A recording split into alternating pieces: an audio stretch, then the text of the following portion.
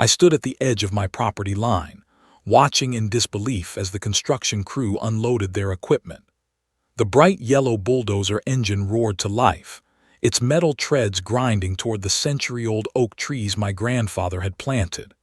The HOA president, Karen, stood nearby in her pristine white pantsuit, clipboard in hand, directing workers where to mark the pavilion foundation.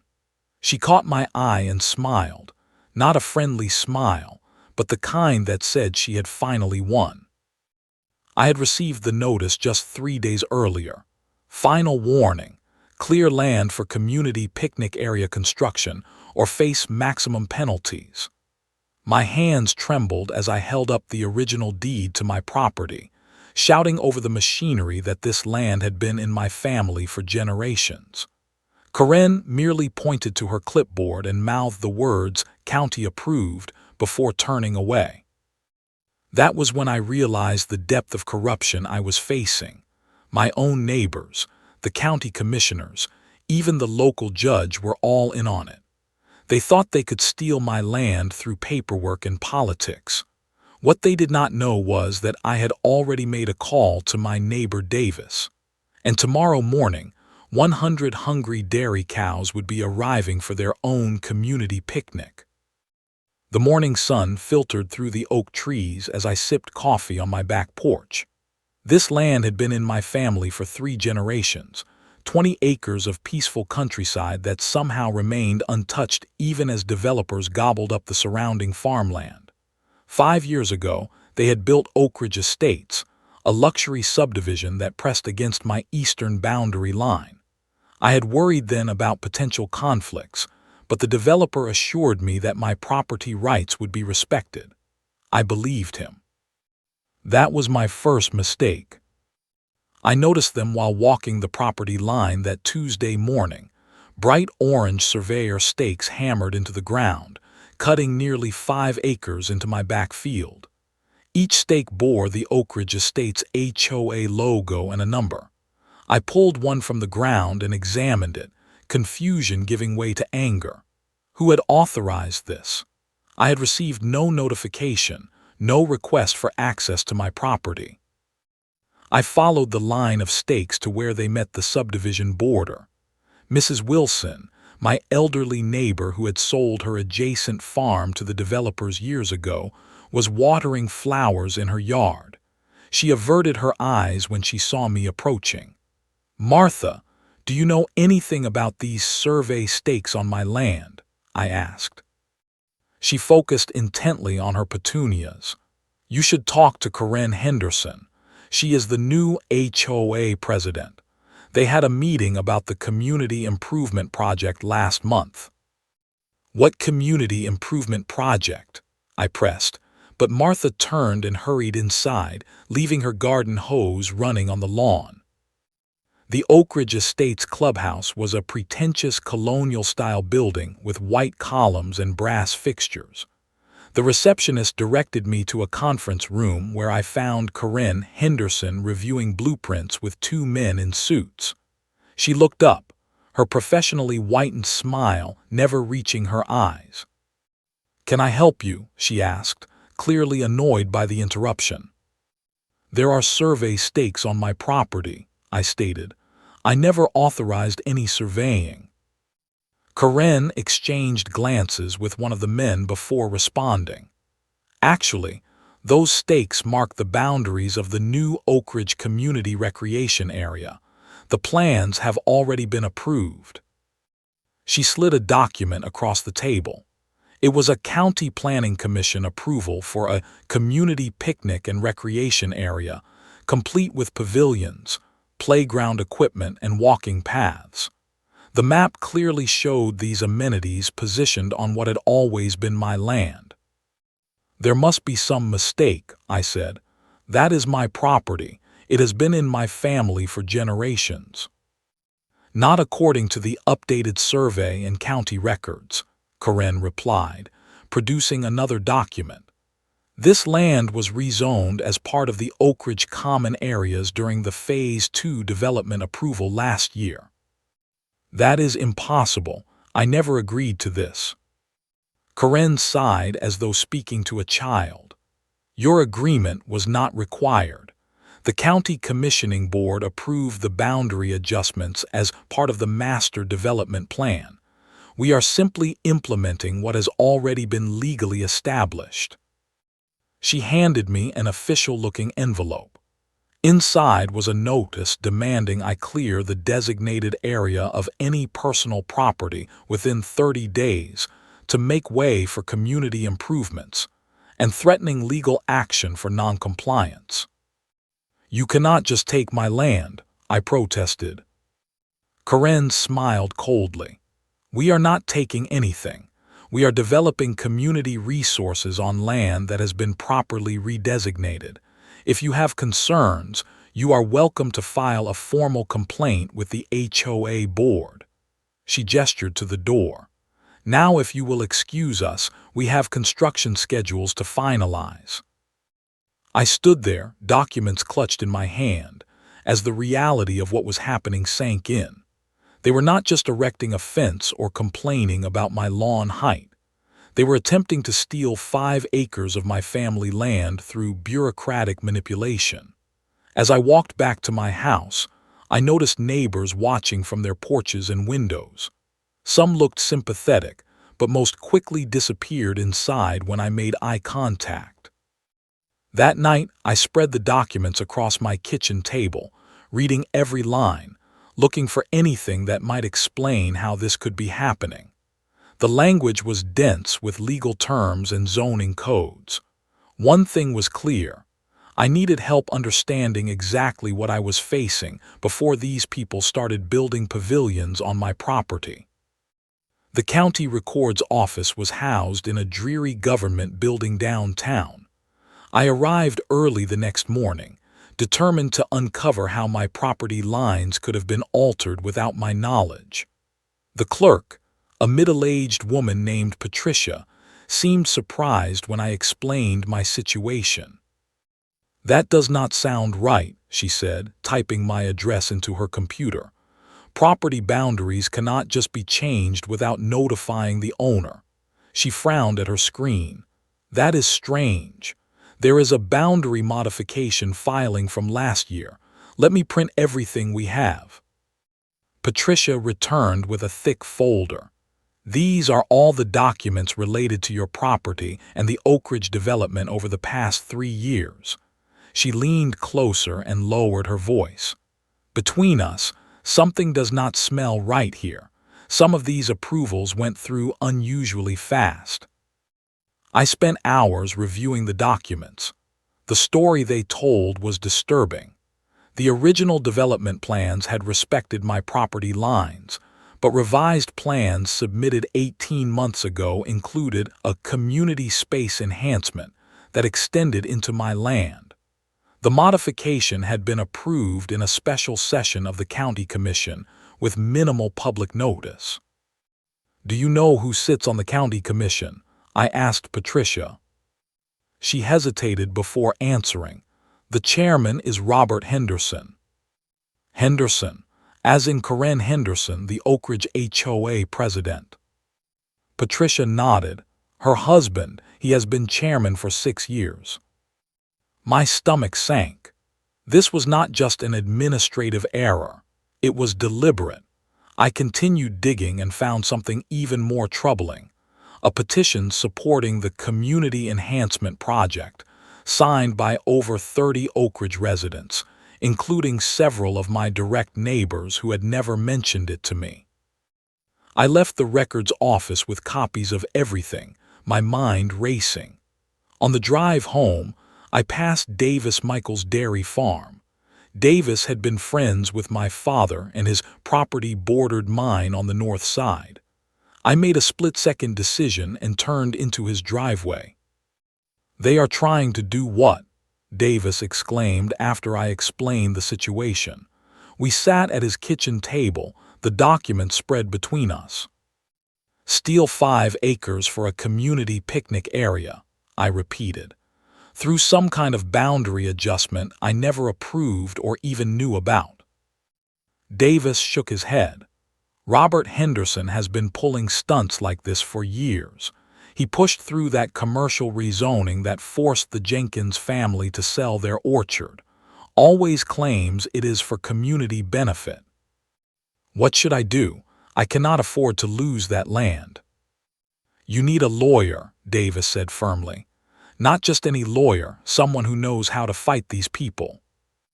The following day, I met with attorney James Wilson, recommended by Davis as someone who had handled property disputes before. His office was small but tidy, with farming and hunting photographs on the walls.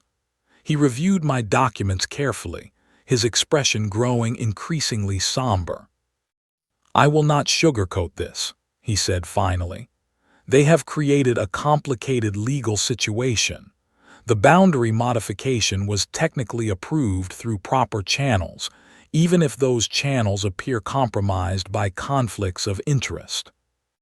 But it is my land, I insisted. They cannot just take it. Fighting this will be expensive, Attorney Wilson warned. We would need to prove improper procedure or ethics violations by the commission. The Henderson family has deep pockets and deeper connections. Even if we win, it could take years and cost tens of thousands in legal fees. I do not have that kind of money, I admitted. There is another concern, he added. According to these notices, they plan to begin clearing the land in 2 weeks. Courts rarely issue emergency stays for this type of dispute. I left the office feeling defeated. That evening, I attended the monthly Oak Ridge HOA meeting, hoping to appeal directly to my neighbors. Karen Henderson presided from the front of the room, barely acknowledging me when I entered. When the meeting reached new business, I raised my hand. Karen pointedly called on 3 other residents before reluctantly recognizing me. I would like to discuss the planned community picnic area, I began. The land you are planning to develop has been in my family for generations. I was never notified about. This matter has already been settled through proper channels, Karen interrupted. The Community Enhancement Project was approved by the County Commission and has the support of the majority of residents. Several heads nodded in agreement.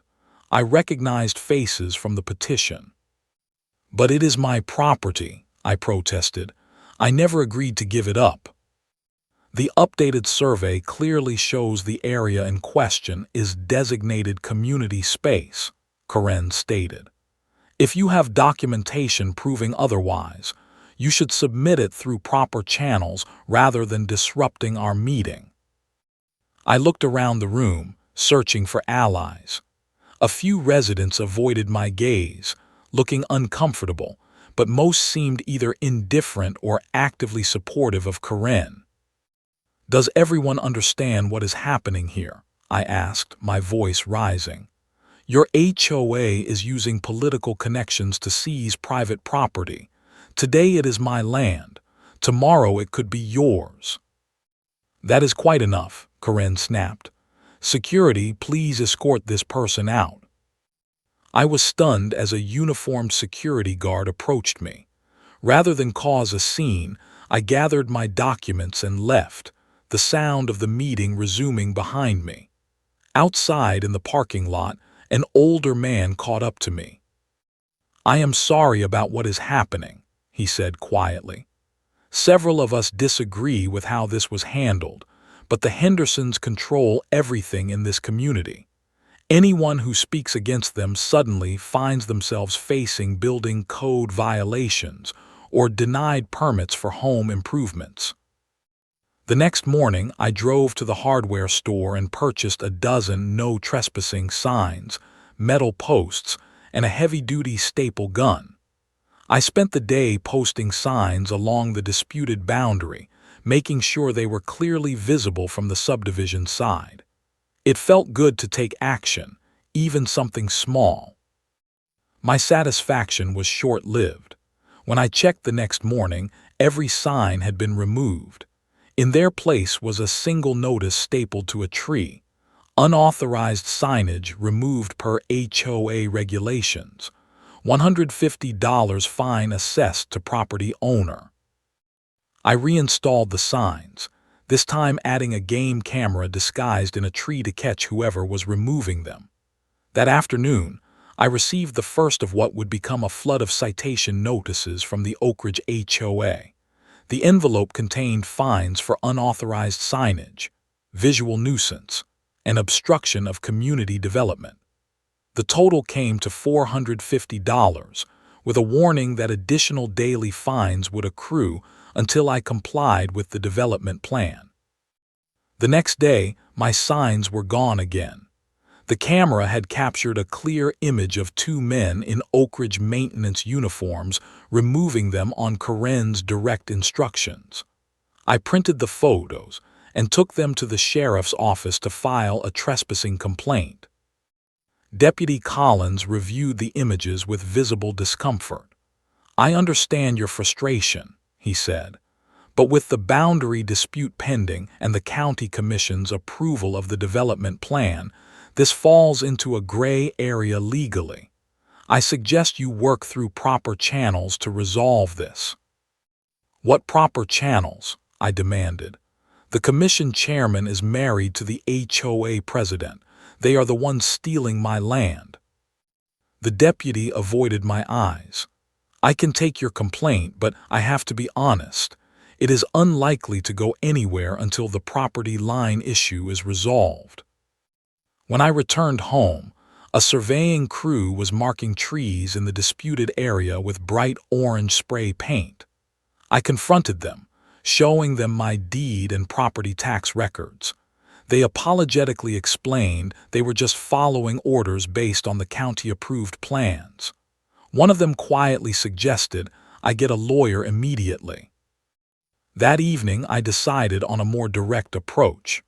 Working into the night, I constructed a simple but sturdy fence along what I knew to be my true property line. It was nothing fancy, just wooden posts and wire, but it made a clear statement. This land was not theirs to take. I slept better that night than I had in days, feeling I had taken a stand. The feeling evaporated the next morning when I found the fence completely destroyed. Posts had been pulled from the ground, wire cut and tangled. Attached to one broken post was another citation, this one for unauthorized construction and safety hazard creation, with fines totaling $1,000. That same day, I received a certified letter from the county commission formally denying my appeal of the boundary adjustment. The letter cited community interests and development priorities as justification for the decision. It was signed by Robert Henderson himself. I called Attorney Wilson in desperation. "They destroyed my fence," I told him. "They are going to start construction next week. I need to do something." "I have been researching your case," he replied. "Unfortunately, the legal path forward is difficult. The commission followed procedural requirements, even if the ethics are questionable. A lawsuit might eventually succeed, but not in time to stop the immediate development." That night, I sat on my back porch looking out at the marked trees and destroyed fence. The sense of helplessness was overwhelming. This land contained memories of my childhood, of my father teaching me to identify bird calls, of my grandfather showing me how to plant oak saplings. Now orange spray paint marked those same trees for removal. A notification dinged on my phone. The Oak Ridge Community app announcing the groundbreaking ceremony for the new picnic area, scheduled for that weekend. They were moving faster than I had anticipated, likely hopping to create a fait accompli before I could mount any effective resistance. I realized then that traditional methods were not going to work. The system was rigged against me.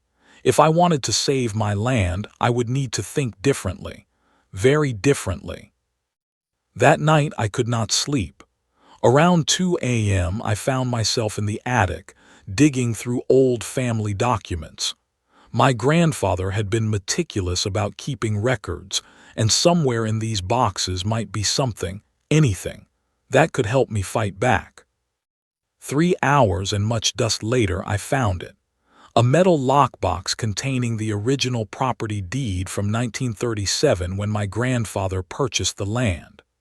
The yellow document was far more detailed than modern deeds, with specific language about water rights, mineral rights, and crucially, land use restrictions. One paragraph stood out. Said property shall maintain agricultural status in perpetuity, with all rights and exemptions thereto, regardless of surrounding development or municipal incorporation. Another specified that any change to this status would require the explicit written consent of the property owner. As the sun rose, I continued searching and found more supporting documents. Agricultural tax exemptions renewed yearly since the 1930s, livestock permits from various decades, and correspondence between my grandfather and the county regarding the property's protected farming status. I called Attorney Wilson as soon as his office opened, excitement making my voice shake.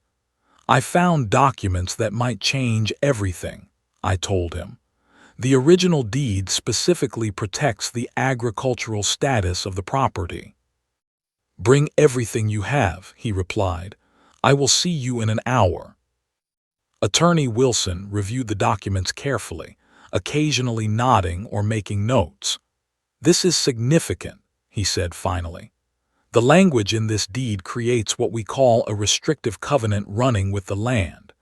Even modern rezoning cannot automatically override these protections without following specific legal procedures that include notifying and obtaining consent from the property owner.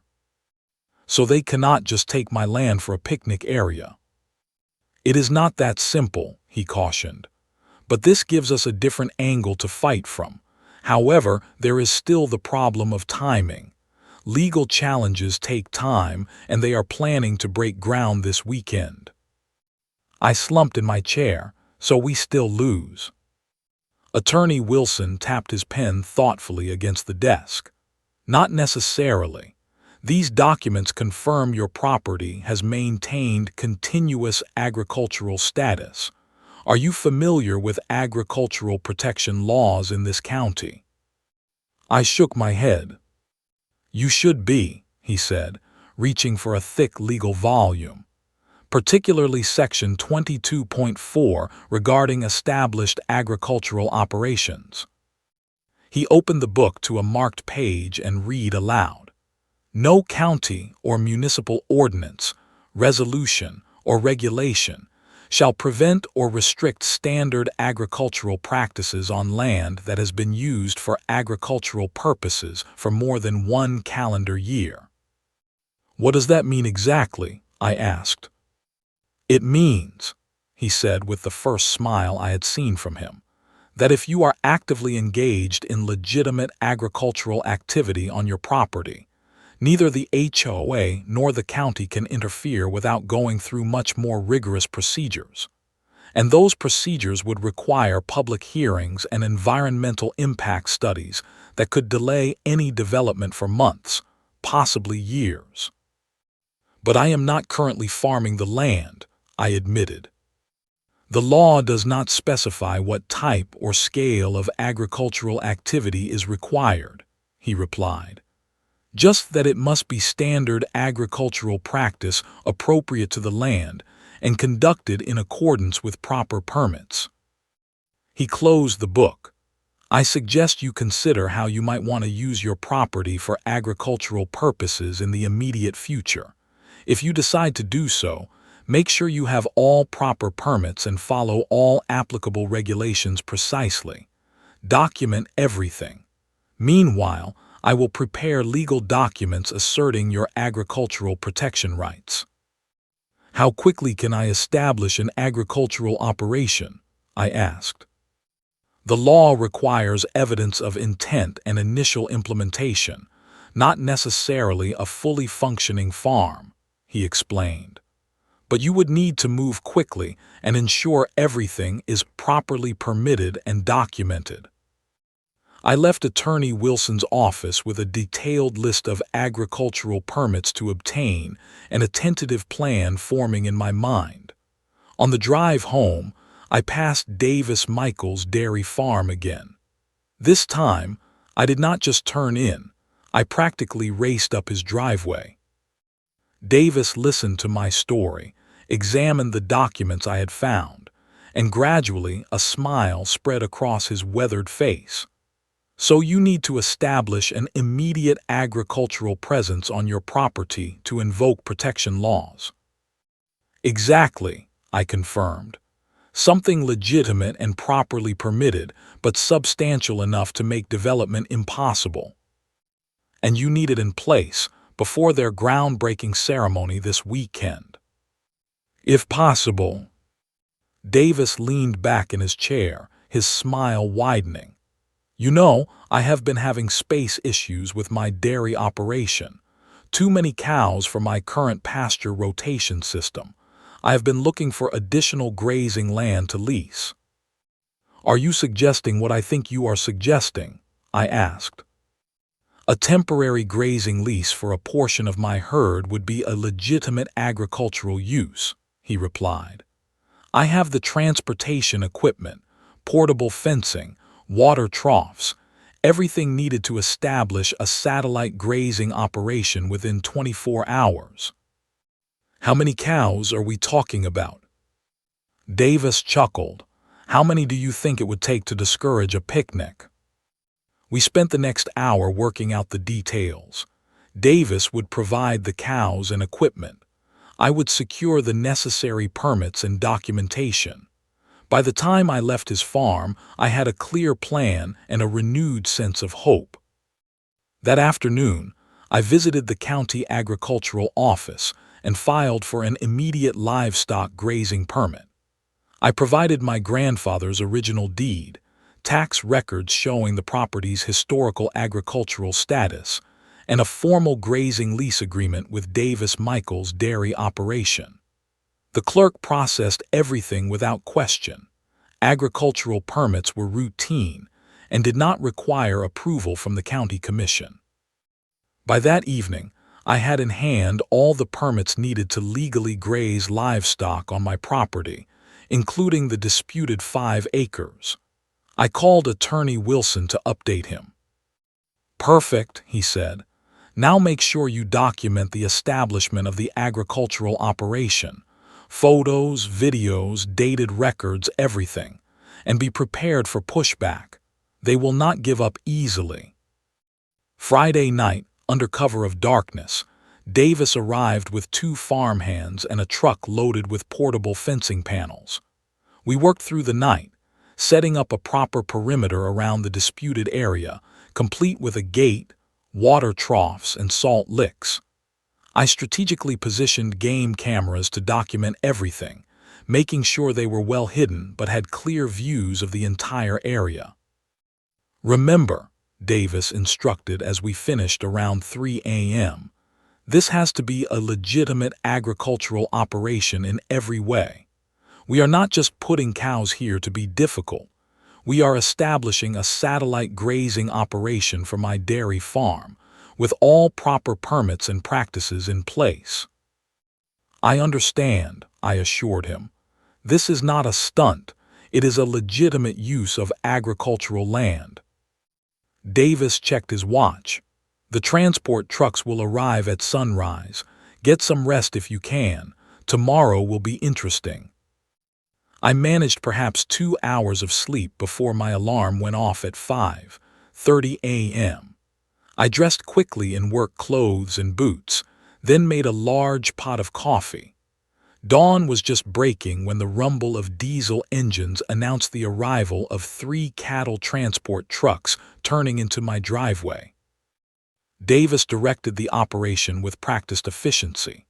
The first truck backed up to the newly installed gate, and the ramp was lowered. Within minutes, cows began descending, large black and white Holsteins moving in a steady stream into the fenced area. The second truck followed, then the third. In less than an hour, 100 dairy cows were contentedly exploring their new temporary home, grazing on the lush grass of what the HOA had designated as their community picnic area. We had timed it perfectly. Just as the last cow entered the enclosure, the first vehicles began arriving at the subdivision entrance. I could see colorful balloons tied to the community signage announcing the groundbreaking ceremony. Davis and his farmhands departed, leaving me alone with my new tenants. I positioned myself by the gate, agricultural permits prominently displayed on a weatherproof document holder attached to the fence.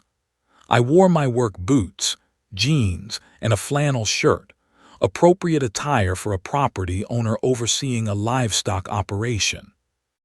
The first HOA members arrived around 9 a.m.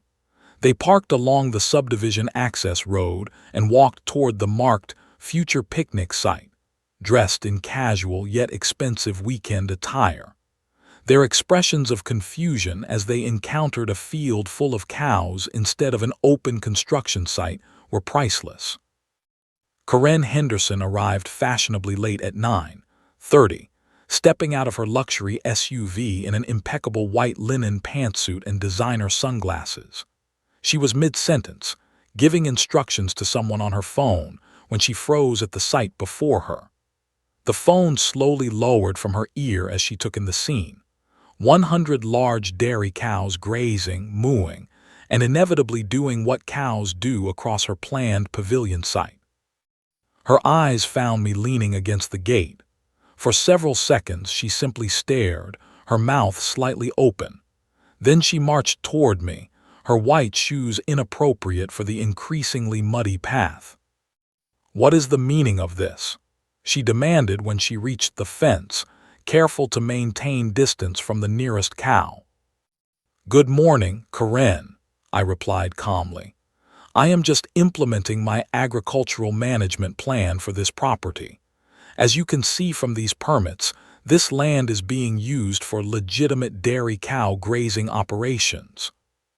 "This is outrageous," she spluttered. "We have county approval for development here. You cannot just bring in livestock." "Actually, I can," I replied, pointing to the displayed permits. "This property has maintained continuous agricultural status since 1937. Under County Code Section 22.4, standard agricultural practices are protected from interference by local ordinances or regulations. Everything here is properly permitted and in compliance with all applicable regulations." More HOA members had gathered behind Karen, murmuring among themselves as they watched the cows. A few were taking photos with their phones. "This is clearly an attempt to obstruct approved community development," Karen said, pulling out her own phone. "I am calling Robert right now." "Feel free," I replied. "But you might want to have him bring copies of the environmental impact studies and public hearings documentation required before development can proceed on land with active agricultural operations. Oh, and he should also bring documentation showing how the county addressed the restrictive covenants in my grandfather's original deed, specifying that this property must maintain its agricultural status in perpetuity." Karen's expression faltered slightly. "What restrictive covenants?" "The ones I provided to the agricultural department yesterday when obtaining these permits," I explained. "The same ones my attorney is filing with the court on Monday morning as part of our legal challenge to the boundary adjustment." One of the larger cows ambled toward the fence, curious about the gathering of people. Karen stepped back hastily, her designer shoes sinking into a fresh cow patty. She looked down in horror at her now ruined footwear. "This is not over," she hissed, retreating toward firmer ground. "Robert will have these animals removed immediately." "That would be ill-advised," I responded. "Interfering with a permitted agricultural operation is a serious offense. My attorney has prepared emergency injunctions in case anyone attempts to disrupt these animals or damage the fencing." Karen stormed back to her vehicle, phone pressed to her ear, white pantsuit now spotted with mud. The gathered HOA members seemed uncertain what to do. Some followed Karen, but others lingered, watching the cows with expressions ranging from annoyance to amusement. An older gentleman approached the fence. "You know," he said quietly, "many of us never wanted this picnic area. The Hendersons pushed it through without much actual community input. Most of us would prefer to have you as a neighbor rather than another HOA-controlled space." More residents nodded in agreement. I realized that not everyone in Oak Ridge was aligned with Karen's vision. The cows had inadvertently revealed divisions within the community itself. Throughout the day, various officials appeared. An animal control officer who verified my permits were in order, a county inspector who confirmed the agricultural operation met all regulations, and finally, late in the afternoon, Sheriff Johnson himself. "Quite a situation you have created," the sheriff remarked, surveying the field of contentedly grazing cows. "I am simply using my property for legally permitted agricultural purposes," I replied. "So I see," he said. "Robert Henderson called me personally about this. He seems to think I should remove these animals on some emergency basis." "And will you?" I asked. The sheriff shook his head. "Your permits are in order. This is legitimate agricultural activity on land zoned for agricultural use. There is no legal basis for intervention." He lowered his voice. "Between us, it is about time someone stood up to the Henderson machine. Just make sure you keep everything by the book." As evening fell, I sat on my porch watching my unexpected allies grazing in the twilight. For the first time in weeks, I felt a sense of control returning. The groundbreaking ceremony had been thoroughly disrupted, but more importantly, I had established a legal foothold based on the agricultural protection laws. Now I needed to prepare for the inevitable counterattack. The counterattack began Sunday morning with an emergency HOA meeting. I was not invited, of course, but my newfound allies within Oak Ridge kept me informed via text messages. Karen and Robert Henderson were apparently livid, threatening everything from legal action to special assessments to fund their fight against my agricultural obstruction. By Monday afternoon, the first salvo arrived. A stack of certified letters containing cease and desist demands, threats of legal action, and notices of additional fines for unauthorized agricultural activity in a designated community space. My favorite was a citation for offensive odors emanating from livestock, as though the natural smell of a farm was somehow a violation of suburban sensibilities. I forwarded everything to Attorney Wilson, who called back within the hour. "They are throwing everything at the wall to see what sticks," he said. "None of these have legal merit given your agricultural permits and the protected status of the land. Keep documentation of all harassment or interference." On Tuesday, the health department arrived to inspect the grazing operation. The inspector, Ms. Rodriguez, was thoroughly professional as she examined the setup. "Everything appears to be in compliance," she concluded. "Water sources are clean, animals are not overcrowded, waste management is appropriate for pasture grazing. I see no health code violations." As she was leaving, she paused. "Off the record, I have conducted 3 emergency inspections at Henderson properties in the past month. They seem to use county departments to fight their personal battles." Wednesday brought the most direct confrontation yet.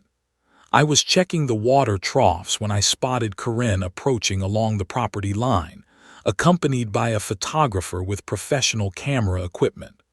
They ducked under the fence and began walking into the grazing area. "This is private property," I called out, hurrying toward them. "You are trespassing on an active agricultural operation." Karen ignored me, directing the photographer to take pictures of the water troughs and salt licks. "Make sure you document any potential violations," she instructed loudly. What Karen failed to notice was Daisy, one of Davis's larger and more protective mother cows, watching their intrusion with increasing agitation. As Karen marched deeper into the field, Daisy began approaching with purpose, head lowered. "I would not go any further if I were you," I warned. "That cow is protective of her space." Karen scoffed. "I am not afraid of your rented livestock," she declared, just as Daisy decided enough was enough and broke into a trot directly toward the intruders.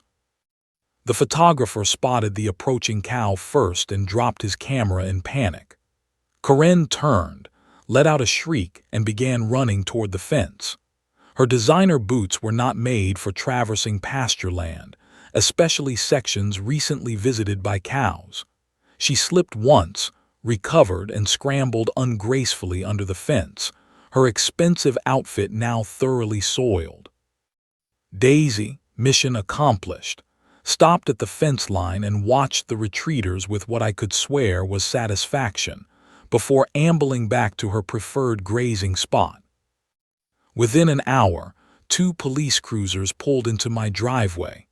Deputy Collins and another officer approached as I met them at the property edge. "We received a complaint about dangerous animals and assault," Deputy Collins explained, looking uncomfortable. "Would you like to see the security footage?" I offered, gesturing to one of the well-placed game cameras.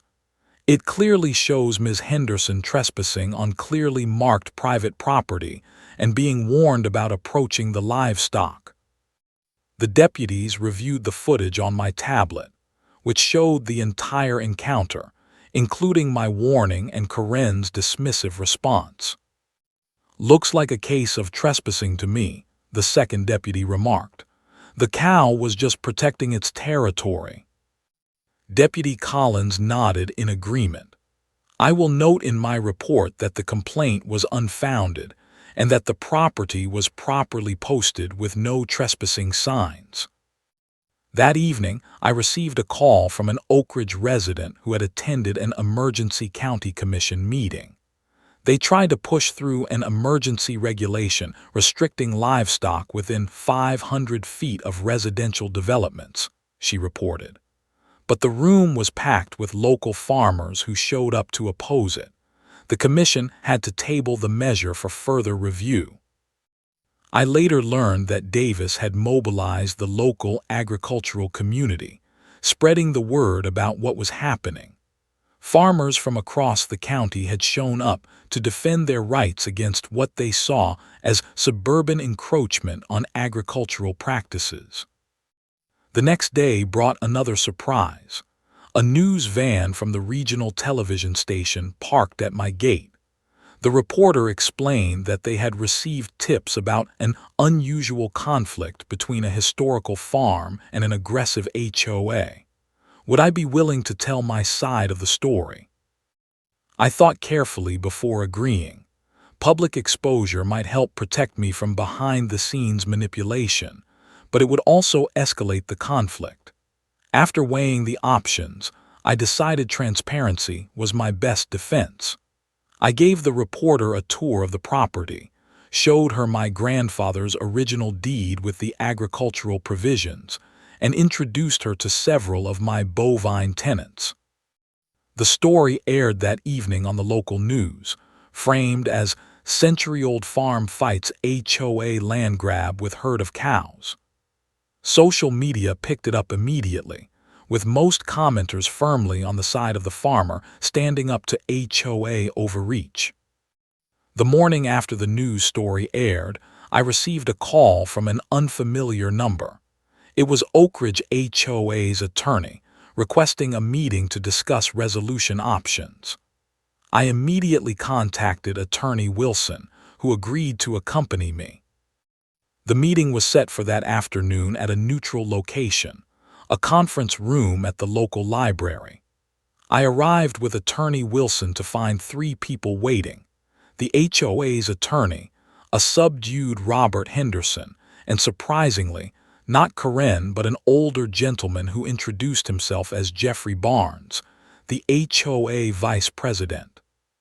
"Thank you for meeting with us," the HOA attorney began. "Recent developments have prompted the Oak Ridge HOA board to reevaluate the community enhancement project. We would like to propose a mutually beneficial resolution." Robert Henderson remained silent, his expression stony. Jeffrey Barnes took over the presentation. "The board held an emergency session last night," he explained. "After reviewing the history of this situation and the community feedback, we have voted to rescind all claims to your property and withdraw the proposed development plans for the disputed area." I glanced at Attorney Wilson, who maintained his professional poker face. "What prompted this sudden change?" he asked. Jeffrey looked uncomfortable. "Several factors. The legal complexities raised by the agricultural status of the property, the public relations considerations, and most significantly, internal community feedback. The majority of Oak Ridge residents who contacted the board expressed opposition to the project once they understood the full context." "And the fines and citations?" Attorney Wilson inquired. "All rescinded," the HOA attorney confirmed. "Additionally, the HOA is prepared to offer compensation for damages, including the destruction of your fence and removal of signage. We have prepared a formal retraction of all claims and a restoration of original property." "Retry." Claude hit the max length for a message and has paused its response.